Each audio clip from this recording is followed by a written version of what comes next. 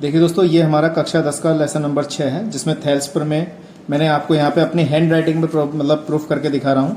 Thales प्रमेय का विलोम भी यहाँ पे प्रूफ करके दिखा रहा हूँ। इसके बाद हमारे पास इसकी एक और प्रमेय है जो कि 2023 में पूछी गई थी। एक टोटल हमारी जो है प्रमेय नंबर 4, प्रमेय नंबर 5, प्रमेय नंबर 6, ये मैंने सब प्रोवाइड कराई है और यहाँ पे मैं सब आपको इसी वीडियो में यहाँ पे समझाने वाला हूँ, तो उसको जरा ध्यान से समझिएगा क्योंकि बहुत ही इंपॉर्टेंट वीडियो यहाँ पे होने वाली है। ठीक है दोस्तों, तो कैसे करते हैं जरा देखिएगा। मैं लेसन नंबर 6 से शुरू से स्टार्ट करता हूँ। पूरी जानकारी यहाँ पर आपको अच्छे तरीके से होनी चाहिए। हर टॉपिक पर, हर पॉइंट पर, हर चीज की जानकारी आपको होनी चाहिए।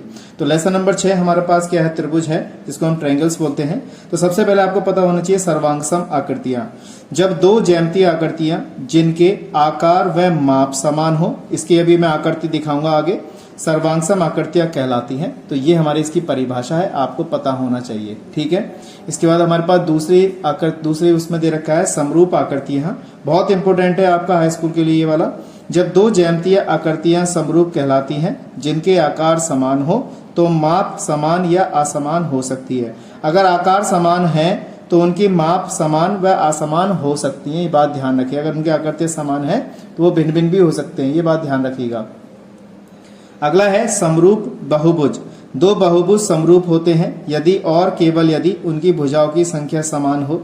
ठीक है, उनकी भुजाओं की संख्या कैसी हो? समान हो। उनके संगत कोण भी समान हो, तो उनकी सभी संगत भुजाएं समानुपात में, यानी कि समान अनुपात में होंगी, अर्थात वे सभी एक ही अनुपात में हो। तो ये जो कहलाएगा हमारा समरूप बहुभुज कहलाएगा। इसके बाद अगला है समरूप त्रिभुज। ये बहुत इंपॉर्टेंट है हाई स्कूल के लिए। समरूप त्रिभुज, दो बहुभुज समरूप कहलाते हैं जब उनके संगत कोण समान हो और उनकी संगत भुजाएं समान अनुपात में हो। तो ये बहुत इंपॉर्टेंट है त्रिभुज वाला। दो समरूप त्रिभुज समरूप कहलाते हैं, कब कहलाते हैं? जब उनके संगत कोण समान हो और उनकी संगत भुजाएं समान अनुपात में हो। इसके बाद है समान कोणिक त्रिभुज। तो समान कोणिक त्रिभुज जो है हमारे पास, यदि उनके संगत कोण समान हो तो उनके दो त्रिभुज समान कोणिक कहलाते हैं। जैसे दो समरूप त्रिभुज समान कोणिक त्रिभुज कहलाते हैं। अब जैसे मान लीजिए दो समरूप त्रिभुज है तो उनके समान जो है कोण होंगे वो समान कोणिक कहलाएंगे। ठीक है। अब है कुछ मुख्य पॉइंट। यदि दो आकृतियां समरूप होती हैं, यदि और केवल यदि, तो उनके आकार समान होते हैं। तो ये मुख्य पॉइंट आपको याद रखने हैं। ये हमारे 7 पॉइंट है, तो 7 के 7 पॉइंट आपको अच्छी तरह से याद होने चाहिए। तो ये याद रखिएगा, यदि दो आकृतियां समरूप होती हैं, कब होती हैं? यदि और केवल यदि उनके आकार कैसे हो? समान हो। अगला है दो वृत्त सदैव समरूप होते हैं, ये बात याद रखिएगा। दो वर्ग सदैव समरूप होंगे।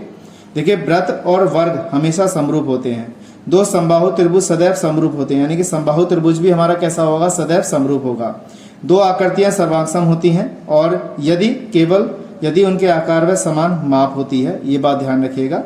दो रेखाखंड सदैव समरूप होते हैं परंतु आवश्यक नहीं है कि सर्वांगसम हो, यानी कि रेखाखंड जो है वो समरूप तो हो सकता है लेकिन ये जरूरी नहीं है कि वो सर्वांगसम हो। ठीक है। अगला हमारे पास दे रखा है कोई दो वृत्त सदैव समरूप होते हैं परंतु दो वृत्त सर्वांगसम तभी होते हैं जब उनकी त्रिज्याएं कैसी होंगी? बराबर। तो समरूप हमारे समरूप आकृतियां, उनको मैंने यहाँ पे दे रखा है, जैसे वृत्त दे रखा है। ठीक है। अब यहाँ पे वृत्त की त्रिज्या हमारे पास देखिए 5 है और यहाँ पे त्रिज्या कितनी हो गई? 6। समझ गए। और यहाँ पे कुछ हो गई 7, ये अलग बना दिया मैंने, ये अलग बना दिया, ये अलग बना दिया। तो ये हमारे पास क्या है? समरूप आकृति के चित्र दे रखे। ऐसे त्रिभुज में भी देखिए मैंने एक त्रिभुज बनाया, इसकी भुजा अलग हो सकती है। जैसे मान लो ये 5 है तो ये 6 हो सकती है, ये 5 है तो 6 हो सकती है, ये 5 है 6 हो सकती है, मतलब भिन्न प्रकार की हो सकती है लेकिन आकृतियां समान है। ट्रायंगल है तो त्रिभुज ही कहलाएगा। तो ऐसे ये वाली त्रिभुज भी, ऐसे ये वाला त्रिभुज भी। ठीक है।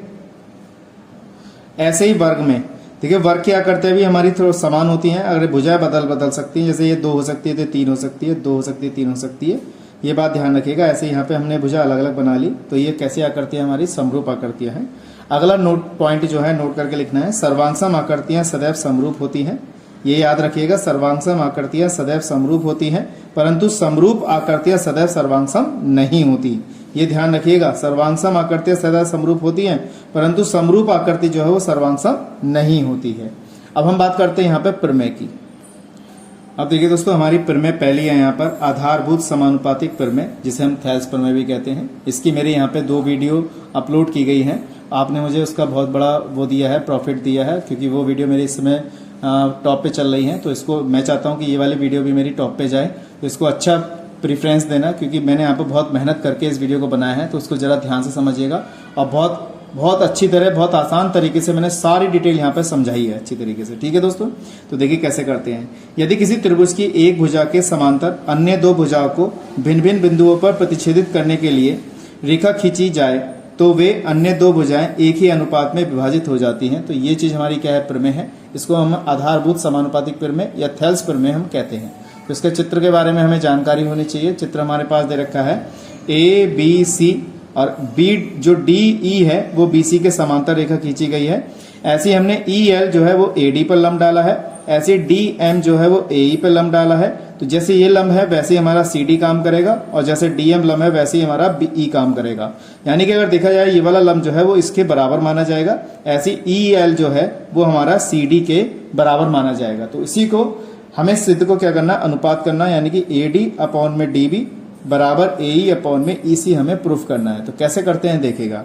तो हर चीज के लिए, प्रमेय के लिए हमें ज्ञात है, सिद्ध करना, रचना, उत्पत्ति यहाँ पे पता होना चाहिए। तो क्या है, ज्ञात है वो होता है, यानी कि दिया हुआ वो होता है जो हमें प्रमेय में दे रखा होता है, क्वेश्चन में दिया होता है। जैसे त्रिभुज एबीसी में एक भुजा बीसी के समांतर एक रेखा डी खींचते हैं। तो एक त्रिभुज हमारे पास बीसी है, तो बीसी के समांतर क्या है, हमारे पास डी भुजा दे रखी है, ये इसके समांतर है, तो खींची गई है। जो भुजा ए बी और ए सी के मध्य बिंदु पर, ये भुजा ए बी और ए सी के मध्य बिंदु डी और ई पर काटती है। तो हमने यहाँ पे लिख लिया। ज्ञात में सिद्ध क्या करना है, ए डी समान अनुपात में बांटती है, यानी कि ए डी अपॉन में डी बी, ये लिखा देखिए ए डी अपॉन में डी बी बराबर ए ई अपॉन में ई सी। ये चीज हमें यहाँ पर सिद्ध करनी है और इसको हम ऐसे अनुपात में भी लिख सकते हैं, ए डी अनुपात डी बी बराबर ए ई अनुपात ई सी।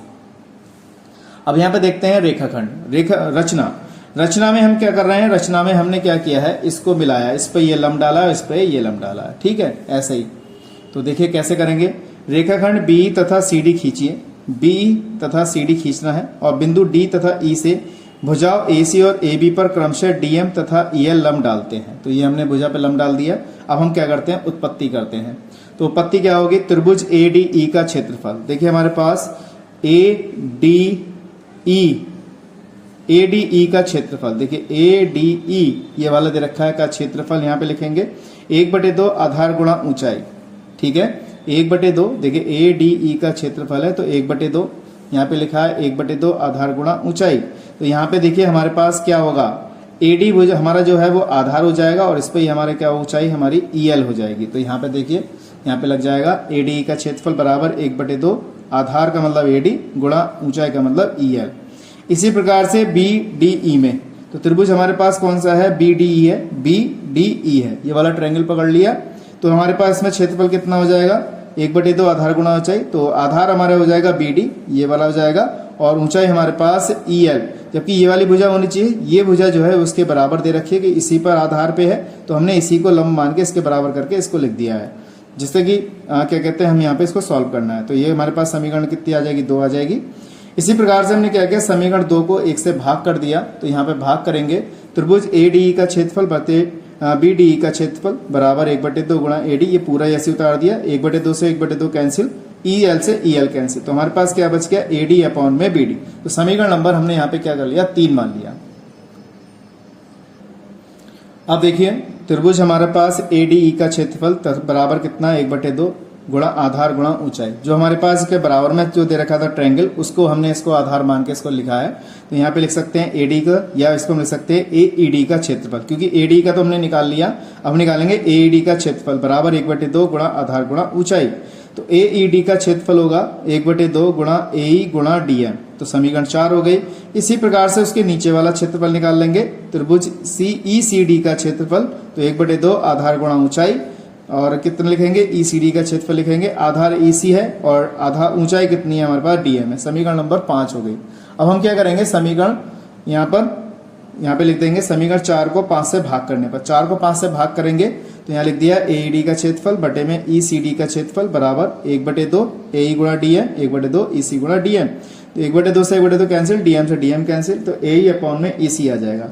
अब समीकरण हमारी जो 3 थी और समीकरण नंबर हमारे पास 6 है, उसको हम भाग कर देंगे, 3 व 6 से देखेंगे तो यहाँ पे बराबर हो जाएगा, इसका क्षेत्रफल बराबर उसका क्षेत्रफल। तो ए डी अपॉन में डी बी बराबर ए ई अपॉन में ई सी, तो ए डी अनुपात डी बी बराबर ए ई अनुपात ई सी। तो ये हमारे पास, ये बहुत ही आसान तरीके से हमने क्या किया, इसे प्रूफ किया और मैं समझता हूँ ये चीज आपको अच्छी तरह समझ में आओगी। थेल्स प्रमेय बहुत इंपॉर्टेंट है, पेपर में पूछी जाती है, 6 अंकों में आती है। इसी प्रकार से हमारे पास 7 प्रमेय और हैं, इसी वीडियो में कंप्लीट करेंगे, देखिए कैसे करते हैं। तो देखिए दोस्तों, हमारी अगले प्रमेय है थेल्स प्रमेय का विलोम। ये ध्यान रखिएगा, इसमें 8 प्रमेय मैं इस वीडियो में लेकर आया हूँ। ऐसी कोई वीडियो अब तक नहीं बनी है पूरे यूट्यूब चैनल पे जिसमें 8 प्रमेय यहाँ पे सॉल्व कराई और मैं करा रहा हूँ यहाँ पर, और मेरे हैंड राइटिंग में इसको बना हुआ है। और इसको देखिएगा, अगर यह है, यदि एक रेखा किसी त्रिभुज की 2 भुजाओं को एक ही अनुपात में विभाजित करे तो वह तीसरी भुजा के समांतर होती है। तो ये चीज हमें सिद्ध करनी है।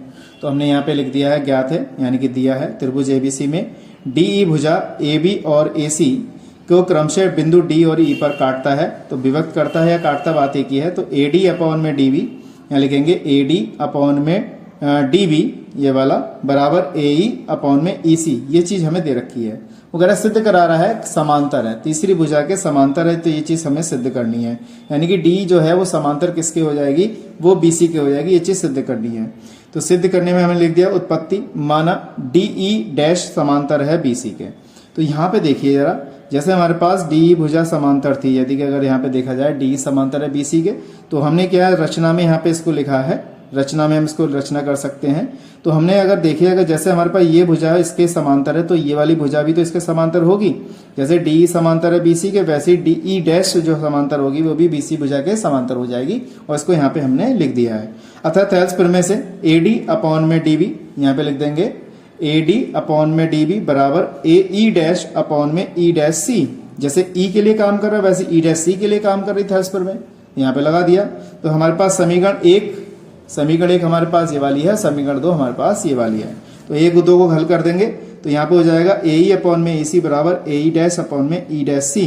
तो एई बराबर क्या है, एई डैश है, तो यहाँ पे इसकी जगह पे हम क्या लगा देंगे, एई डैश लगा देंगे, ये इससे कैंसिल हो जाएगा। तो हमारे पास क्या आ जाएगा, शुरुआत में हमने जो समीकरण ली थी डीई डैश, ये वाला क्या था, डीई समांतर है किसके, बीसी के, तो वैसे ये वाली भुजा इसके समांतर होगी। यही चीज हमें क्या करनी है, सिद्ध करनी थी। आप चाहें तो इसको और आगे आप बढ़ा सकते हैं, यहाँ पे इसमें एक जोड़, दोनों पक्षों में एक जोड़ दें इधर, एक जोड़ दें इधर, तो उसका एलसीएम लेके भी हमारा सॉल्व हो सकता है। लेकिन मैंने यहीं पे इसको इतना सिद्ध कर दिया कि यह हमारा सही है, पूरा प्रूफ है यहाँ तक, ठीक है। इसी क्रम में अगर देखा जाए तो नेक्स्ट प्रमेय है, वो देखिएगा। तो देखिए दोस्तों, यदि एक रेखा त्रिभुज एबीसी की भुजा एबी और एसी को क्रमशः डी पर प्रतिच्छेदित करती है तथा बीसी के समांतर है, तब हमें सिद्ध करना है एडी अपॉन में डीबी बराबर एई अपॉन में ईसी। 2023 में ये वाला प्रश्न पूछा गया था यूपी बोर्ड में। तो इसको देखिए कैसे करते हैं। यदि त्रिभुज एबीसी में डी समांतर बीसी है तो सिद्ध करना है एडी अपॉन में डीबी बराबर एई अपॉन में ईसी एसी। तो हमें यही थेल्स प्रमेय पर आधारित सिद्ध करना है इसको। तो कैसे करते हैं देखिएगा। तो ज्ञात सिद्ध करना तो मैंने लिख ही दिया है। उत्पत्ति में त्रिभुज एबीसी पकड़ लेंगे। अब आप जानते हैं डी समांतर किसके है, यानी कि डी भुजा के समांतर किसके है, बीसी के। तो ये हमें दिया हुआ है, लिख दिया है हमने थेल्स प्रमेय से एडी अपॉन में डीबी बराबर एई अपॉन में ईसी। दोनों पक्षों को हम क्या कर देंगे, पलट देंगे। पलटने का मतलब नीचे वाला ऊपर, ऊपर वाला नीचे। ये पक्ष पलट दिए मैंने। तो डीबी ऊपर चला गया, एडी नीचे आ गया, एईसी ऊपर चला गया, ए नीचे आ गया। दोनों पक्षों में हम क्या करेंगे, एक एक जोड़ देंगे। हमने यहाँ पे एक एक जोड़ दिया। एलसीएम ले लेंगे यहाँ पर, एलसीएम ले लेंगे यहाँ पर। तो ऊपर आ जाएगा डीबी प्लस का एडी। तो डीबी प्लस एडी, देखिए डीबी प्लस का डी एडी किसके बराबर हो जाएगा, एबी के। तो यहाँ पे हमने एबी लिख दिया। ऐसे यहाँ पे ईसी प्लस का एई जो है वो हमारा एसी के बराबर हो जाएगा, एसी लिख दिया। तो एडी एबी अपॉन में एडी बराबर एसी अपॉन में एई। दोनों पक्षों को पुनः पलट देंगे, यानी कि ऊपर का नीचे, नीचे का ऊपर कर देंगे पद को। तो एडी अपॉन में डीबी बराबर एई अपॉन में एसी। तो यही चीज हमें क्या करनी थी, सिद्ध करनी थी। थोड़ा सा एक लाइन और है, उसको देखिएगा आगे। बस यही यहीं तक है, यही हमारा क्या है इसका आंसर, यही चीज हमें सिद्ध करनी थी। ठीक है, नेक्स्ट प्रमेय पे चलते हैं, देखिएगा। तो देखिए दोस्तों, हमारी प्रमेय नंबर 4 है, ऊपर में है। किसी त्रिभुज की भुजा के मध्य बिंदु से दूसरी भुजा के समांतर खींची गई रेखा तीसरी भुजा को समद्विभाजित करती है। समद्विभाजित का मतलब काटती है। तो ये चीज देखनी है। तो यहाँ पे ज्ञात में क्या लिखेंगे, बिंदु ई जो है इसको काट रही है, यानी कि इसको हम इसको सॉल्व लेके हल करेंगे, इसको नहीं करेंगे, इसको सिद्ध करके दिखाएंगे। तो ई ए बी का मध्य बिंदु है। तो ई जो है हमारा ए बी का मध्य बिंदु है। तो लिख सकते हैं ए ई बराबर किसके है, ई बी के। यानी कि ये जो भुजा है वो हमारी इसके बराबर है, और ई एफ समांतर किसके है, बीसी के। ये चीज हमें लिख दी है। तो सिद्ध करना है ए एफ बराबर एफ सी, यानी कि ए एफ बराबर एफ सी सिद्ध करना है। तो ये चीज देखिएगा, ठीक है। तो ये चीज हमें सिद्ध करनी है और ये चीज के माध्यम से सिद्ध कर रहे हैं। तो त्रिभुज एबीसी में हमने थेल्स प्रमेय लगा ली, और थेल्स प्रमेय कब लगती है, जब ई एफ समांतर किसके हो, बीसी के। तो ए ई अपॉन में ई बी बराबर ए एफ अपॉन में एफ सी। अतः ये हमारे पास कुछ नहीं है, यहां से स्टार्ट किया है। ए ई बराबर कितना है, ई बी है। ए ई बराबर कितना हमारे पास, देखिए ए ई बराबर किसका है, ई बी के, ये दे दिया। तो हम यहाँ पे क्या करेंगे, इसकी जगह पे इस वाले ई बी की जगह में ए लगा देता हूँ, क्योंकि यहाँ पे बराबर दे रखा है, कट जाएगा। एफ अपॉन एफ सी बराबर कितना 1, तो क्रॉस मल्टीपल करेंगे इस तरीके से, इधर इधर इधर, तो ए एफ बराबर कितना आ जाएगा हमारे पास, एफ सी आ जाएगा। ठीक है, अब हमारे पास 1 बचा और क्रॉस मल्टीपल करके ये वाला हमारा आंसर। तो मैं समझता हूँ ये चीज आपको अच्छी तरह समझ में आ गई।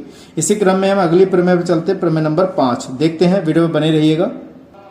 तो देखिए दोस्तों, हमारी प्रमेय नंबर 5 है। एक त्रिभुज की दो भुजाओं के मध्य बिंदु को मिलाने वाली रेखा तीसरी भुजा के समांतर होती है। 2020 में ये प्रमेय आई थी, तो 2020 में प्रमेय आई है, तो चित्र तो हमारा यही रहेगा इसी तरीके से। अब जैसे हमने यह भी सॉल्व किया था उसी प्रमेय की तरह है ये, बस थोड़ा सा अंतर है। यहाँ पे दे रखा है ज्ञात में एक त्रिभुज एबीसी है जिसकी भुजा ए बी तथा ए सी के मध्य बिंदु डी और ई है। ये भुजा हमारे डी और ई दे रखे हैं। सिद्ध करना है डी समांतर किसके, बीसी के, यानी कि ये वाली भुजा जो है इसके समांतर है। ये चीज सिद्ध करके दिखा रही है। उत्पत्ति, त्रिभुज एबीसी में चूंकि डी तथा ई क्रमशः ए बी और ए सी के मध्य बिंदु हैं, इसलिए ए डी बराबर डी भी लिख सकते हैं, आपस में बराबर हैं। ठीक है, ए डी बराबर क्या लिखेंगे, डी बी, आपस में बराबर हैं। इसी प्रकार से ए ई बराबर ई सी लिखेंगे, तो ये जो भी हमारे पास क्या है, आपस में बराबर दे रखे हैं। अब देखिए ये वाला डी बी जो है इसके नीचे ले आया, ये वाला ई सी इसके नीचे है, 1 बचा। अब समीकरण 1 और समीकरण 2 मान ली, इन दोनों समीकरण क्या करता हूँ, बराबर करता हूँ। तो ए डी अपॉन में डी बी बराबर ए ई अपॉन में ई सी, ये हो जाएगा। इसलिए रेखा डी त्रिभुज एबीसी की भुजा ए बी तथा ए सी को समान अनुपात में विभाजित करती है। आधारभूत समानुपाती प्रमेय के विलोम द्वारा स्पष्ट किया गया है हमारे पास कि डी समांतर क्या है, बीसी है। ये चीज हमने यहाँ पर इसको सिद्ध कर दिया। इसी क्रम में हम अगले प्रमेय पे चलते हैं, प्रमेय नंबर 6 पे। देखिए दोस्तों, अगला है उप प्रमेय 6 है। एक समलंब चतुर्भुज के विकर्ण एक दूसरे को समान अनुपातों में खंडों में विभाजित करते हैं, सिद्ध करना है। देखिए हमारे पास समलंब चतुर्भुज है, हमारे पास ए सी और बी डी क्या है, दो विकर्ण है जिनका कटान बिंदु यानी प्रतिच्छेद बिंदु ई दे रखा है। ठीक है, तो यहाँ पे लिखना है, क्या लिखना है, देखिएगा एक समलंब आकृति दे रखी है ए बी सी डी, जिसके विकर्ण ए सी और बी डी हैं, जो बिंदु ई पर प्रतिच्छेदित करते हैं। सिद्ध करना है डी ई यानी कि डी बटे में ई बी, ये वाली भुजा बराबर सी ई अपॉन में ई ए, ये भुजा, यानी कि विकर्ण आपस में बराबर सिद्ध करके दिखाना है। तो रचना क्या होगा, ए डी भुजा एक भुजा पर एक बिंदु एफ लेते हैं, ये वाला बिंदु एफ ले लिया, जिसको हम ई एफ समांतर डी सी समांतर ए बी लिख सकते हैं, जो ई को एफ से मिलाते हैं। अब ई को हमने क्या किया, एफ से मिला दिया। ठीक, इसके बाद क्या करते हैं हम, रचना हो गई हमारे पास, तो उत्पत्ति करते हैं। त्रिभुज ए बी डी में, तो हमारे पास ए बी डी ये वाला ट्रायंगल पकड़ लिया हमने। त्रिभुज ए बी डी में ये त्रिभुज पकड़ा, यहाँ पे थेल्स प्रमेय लगाएंगे, तो डी एफ अपॉन में एफ ए, यानी कि डी एफ अपॉन में एफ ए ये लगा देंगे, बराबर में डी ई अपॉन में ई बी ये लगा देंगे। अब ये बराबर हो गया, समीकरण 1 हो गई। इसी प्रकार सी डी ओ में हमने त्रिभुज पकड़ लिया, सी डी ओ में, सी डी बी में, ठीक है ना, सी डी ए में ये वाला पकड़ लें, सी डी ए में ये वाला ट्रायंगल पकड़ लें, ये वाला नहीं पकड़ लिया, तो हमने पकड़ लिया सी डी ए में पकड़ लें।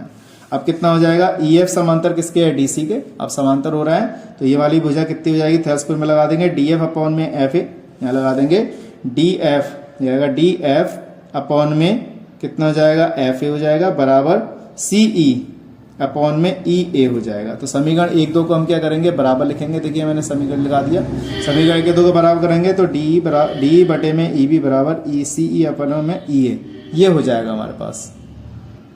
तो देखिए दोस्तों, अगली प्रमेय हमारे पास प्रमेय नंबर 7 दे रखी है। यदि किसी चतुर्भुज के विकर्ण एक दूसरे को समान अनुपात खंडों में प्रतिच्छेद करते हैं, चक्र समलंब चतुर्भुज होता है। ये वाली प्रमेय नंबर 6 की उल्टी है, बस इतना है कि थोड़ा सा विलोम है भले, लेकिन करने का तरीका बिल्कुल सेम वैसा ही है। कैसे करते हैं देखिएगा, तो हमारा दे रखा है, ये दे रखा है, माना कि एक चतुर्भुज ABCD है जिसके विकर्ण AC तथा BD, AC हमारे पास ये रहा और BD हमारे पास ये रहा, E पर इस प्रकार प्रतिच्छेदित करते हैं, इस बिंदु पर प्रतिच्छेदित कर रहे हैं कि DE, यहाँ पे लिखेंगे DE अपॉन में EB बराबर CE अपॉन में EA। ये चीज हमें पहले से ही ज्ञात दे रखी है। अब वो सिद्ध क्या करा रहा है, समलंब चतुर्भुज है, तो सिद्ध करना है कि चतुर्भुज ABCD एक समलंब चतुर्भुज है, अतः AB समांतर किसके हो जाएगी, DC के। तो AB समांतर किसके हो जाएगी, यहाँ पे लिख देंगे DC की। आगे देखते हैं रचना। तो हमने क्या है, EF समांतर है BA के, AD में F को मिलाया। हमने AD भुजा पर क्या किया, हमने बिंदु F को यहां से मिला दिया। अब से उत्पत्ति में देखिए त्रिभुज ABD में हमारे पास EF समांतर किसके है, BA के। तो ABD पकड़ लिया, ABD ये वाला पकड़ा, तो थैसपुर में लग जाएगी यहाँ पे DF अपॉन में FA, यानी कि DF अपॉन में FA ये हो जाएगी, बराबर DE अपॉन में EB, यानी कि DE अपॉन में EB ये वाली भुजा हो जाएगी बटे में। तो ये हमने यहाँ पे लिखा, किंतु यह दिया गया है कि हमारे पास जो हमारे पास दे रखा था पहले से ही, क्या दे रखा है, DE अपॉन में EB बराबर CE अपॉन में EA। तो यहाँ पे लगा देंगे DE अपॉन में EB बराबर CE अपॉन में EA। समीकरण 2 मान लिया। समीकरण 1 2 को क्या कर दो, बराबर कर दो। हमने बराबर कर दिया तो DF हमारे पास क्या क्या कट गया, DE अपॉन में EB और DE अपॉन में EB कट गया। तो ये बराबर इसके हो जाएगा, ये वाली भुजा इसके बराबर हो जाएगी। तो हमने यहाँ पे बराबर करके लिख दिया। अब त्रिभुज DCA में हम देखते हैं, त्रिभुज कौन सा, DCA में देखते हैं हम इस वाले त्रिभुज को। तो यहाँ हो जाएगा DF अपॉन में FA, DF अपॉन में FA बराबर CE अपॉन में EA। तो ये वाला हमने पकड़ा, तो DF अपॉन में FA बराबर CE अपॉन में EA ये हो जाएगा। तो यहाँ लिख देंगे आधारभूत समानुपाती प्रमेय में, आधारभूत समानुपाती प्रमेय के विलोम द्वारा EF समांतर किसके है, DC के। तो यहाँ पे लिख देंगे हम, ये हमने क्या किया, यहाँ पर EF क्या लिखा हमने, यहाँ पे EF समांतर किसके हो गया, BA के हो गया। तो यहाँ पे लिख दिया FE समांतर हो गया BA के। तो ऐसी DC बराबर समांतर किसके हो गया, BA के। तो AB समांतर किसके है, DC के। अतः ABCD एक समलंब चतुर्भुज है। तो मैं समझता हूँ ये चीज प्रमेय आपको अच्छी तरह समझ में आई होगी। इसी क्रम में अगर देखें तो अगली एक प्रमेय और है हमारे पास, उसको भी देखते हैं कैसे करते हैं, देखेगा। अब देखिए दोस्तों, ये हमारी लास्ट प्रमेय है इसकी। तो इस वीडियो में मैंने 8 प्रमेय सॉल्व कराई है, तो इसको जरा केयरफुली ध्यान से समझिएगा। तो एक समलंब चतुर्भुज की समांतर भुजा के समांतर कोई रेखा इसकी असमांतर भुजा को समानुपाती खंडों में व्यक्त करती है। तो ये चीज हमें सिद्ध करनी है। तो चित्र आपके समक्ष दे रखा है यहाँ पर, और मैंने ज्ञात है सिद्ध करना उत्पत्ति रचना लिख रखी है। तो दिया है यानी कि ज्ञात है, एक समलंब चतुर्भुज ABCD है, यहाँ पर दे रखा है, जिसमें DC समांतर AB है, यानी कि DC भुजा समांतर किसके है, AB के है। EF समांतर जो है, EF समांतर किसके हो जाएगी, हमारे पास DC हो जाएगी और AB के समांतर हो जाएगी। इस तरीके से हम यहाँ पे इसको लिख सकते हैं। सिद्ध करना में AE अपॉन में ED, यानी कि लिख देंगे AE, यहाँ लिखेंगे AE अपॉन में ED बराबर, यहाँ पे लिख देंगे BF अपॉन में यहाँ पे हो जाएगा FC, ये हो जाएगा FC, यानी कि इन भुजाओं